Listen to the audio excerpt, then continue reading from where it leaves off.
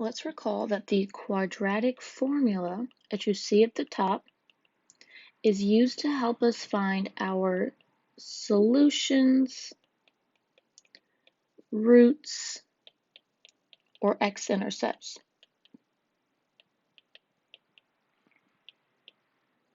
Now there's a piece of this formula called the discriminant that helps us understand what our solutions look like before we've even evaluated the entire formula. So the discriminant is just what you see under the radical. So you can figure out what your solutions look like, their nature, whether they're real or imaginary, whether they're rational or irrational, and you can figure out their number, so whether there's two solutions, one solution, or no real ones at all by using the discriminant, which is just b squared minus 4 times a times c. Let's see this in action. If our discriminant, the area under the radical, is a perfect square,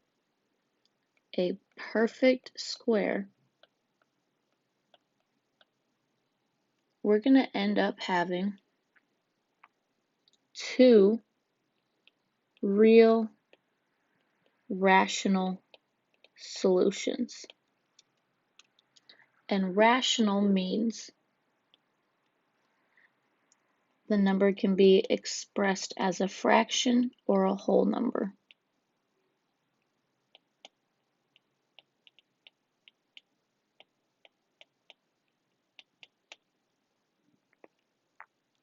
So let's see what our two solutions are. It'd be negative 6 plus 8 over 2 and negative 6 minus 8 over 2.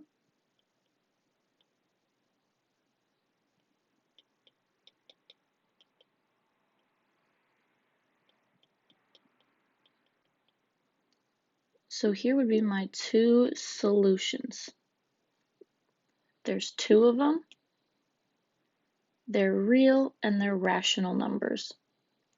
The graph would look something like this, where I hit the x-axis at negative 7 and 1. Now my discriminant is not a perfect square. My discriminant is not a perfect square.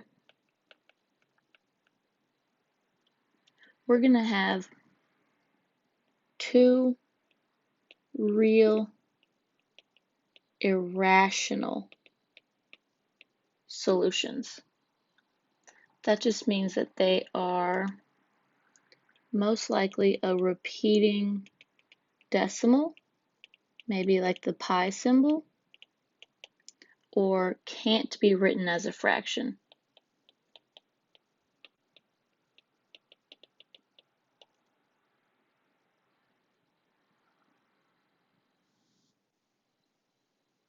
The solutions that come from this problem will end up being really complicated looking decimals. So our two solutions will be negative 1.418861117 and negative 4.58113883. Notice these numbers are irrational. So when you graph it, here's what it will look like. It is vaguely like this, with its 2 points of intersection with the x-axis at these numbers. Now if our discriminant is a 0,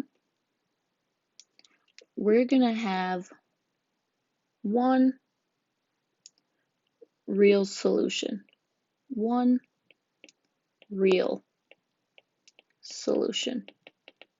Simply because we're not adding or subtracting anything from whatever this number ends up being.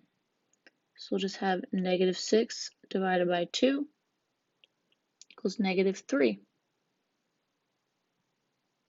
Adding or subtracting the square root of 0 wouldn't actually change the value of that. So our one solution is at -3. So our graph would look something like this.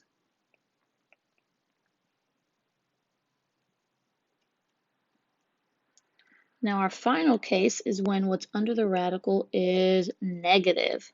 Negative. Now you can't take the square root of a negative. You're going to get an error message if you do that.